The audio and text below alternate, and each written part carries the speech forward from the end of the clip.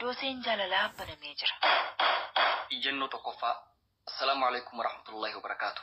قبجم توتا قوبي استوتا قوبي لدج جلالها قوبين تيسن حالان بريدودا ونن رأي رفتن قدون يرودا قوبين كانت مؤيتو غارينتون دقيقة مراسة خيستنو جلالومتي وصو يرو اتنو فتبالتني حالان إفراقم من ججا قم إجنو تجاتين جا Dureeko yeroo fi akkaataan iyyaanii keessatti si baruu kootti garuu bara koo guutuutti akkan gammadee jiraadhu ta'eera. Dureeko wal baruu fi wal jaalachuun keenya namoota baay'eedhaaf hibboof gaaffii akka ta'u nan beeka. Anaafis akkasuma atis akkasitti yaaduun ooltu garuu waan Rabbi tokkichi fedhe waan ta'eef ogummaa isaatiin kan walitti nu fide ogummaa isaatiin wal wajjin akka nu jiraachisan kadhadha. Namoota hedduudhaaf qoosaa yookiin tapha fakkaachuu mala yoo akka qoosaatti yookiin akka taphaattis ilaalame anaanoomaan ajaa'ibu sababiin isaas waanuma qoosaa waan fakkaatu dhugaa dubbachuudhaaf amma eenyutu aniifati karaa feesbuukii wal barree wal jaallanne amma kana walii taani jedhee yaada yeroo kootti dabarfachuuf yeroo mukaa'u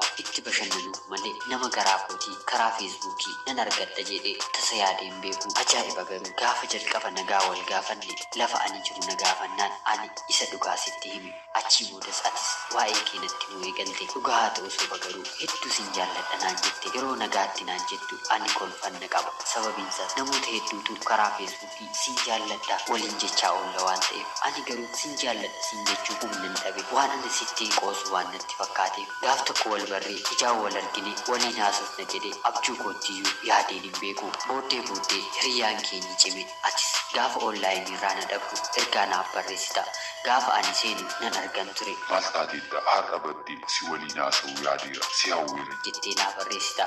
Anis onlaayinii si arguu baadhus siifan barreessa. Yeroo ati akka suura koo argiteen na jaallattu natti himte waan qoostu natti fakkaate sittan qoosan ture. Lafa ati jirtu dhufeen si laala gaafa ati naan jettu maal nama kanatti jedheetu mun kolfee dhiise. Lafa ani jiru sitti himnaan nan yaadadha guyyaan isaa gaafa sanbataa waarii booda yeroo ati magaalaa Bishooftuu geessee naa bilbilte. Magaalaa Bishooftuu gaheera naannoo kam jirtaa? Yeroo ati naan jettu ganda ani keessa jiru sitti hime. Atis amma lafa ani jiru na gaggaafachaa dhufte bakka akkasiin jira koottu yeroo ati naan jettu mucaan maaliif qoosaa jedheetu mun kolfee dhiise. Achii booddee bilbilte lafa akkasiin jira maaf na dhaabdaa yeroo ati naan jettu maalumaafu riyaa koo waliin magaalaa deemi waanan bashannanuu barbaade achumaan si laala jedheen deemi. Yeroon ani deemu dhuguma kiiloomeetirii hanga sana kaattee murtee magaalaa Bishooftuu jirta.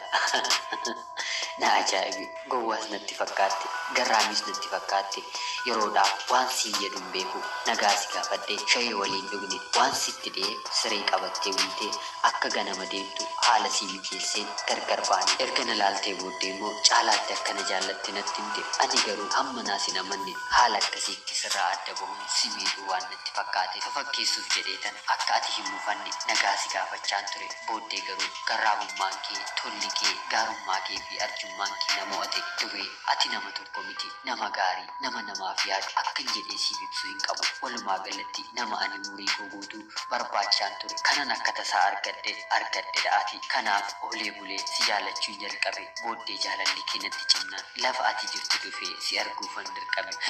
Ati otuu nan argin na barbaacha dhufte ani immoo ergan si arge haala kee hubadhe booddee si jaalattee si barbaachan dhufe. Rabbi haa galatu amma waan gaarii keessa jira akkasumatti fiixaan akka nu baasu Waaqayyoon nan kadhadha. Namoonni baay'een waa'ee walitti dhufeenya keenyaa waan baay'ee jechuu danda'u. Anaaf kun dhimma miti. Yeroo hundaa si jaalachaan jiraadhu fayyaa naaf ta'e jaalallee kee jiitu magaalaa Bishooftuu jaalallee kootiif Dureessaa Bayyeenee magaalaa Mattuu Oromiyaa Iluu Abbaa Boor irraa kan amma Adaamaatti argamtu.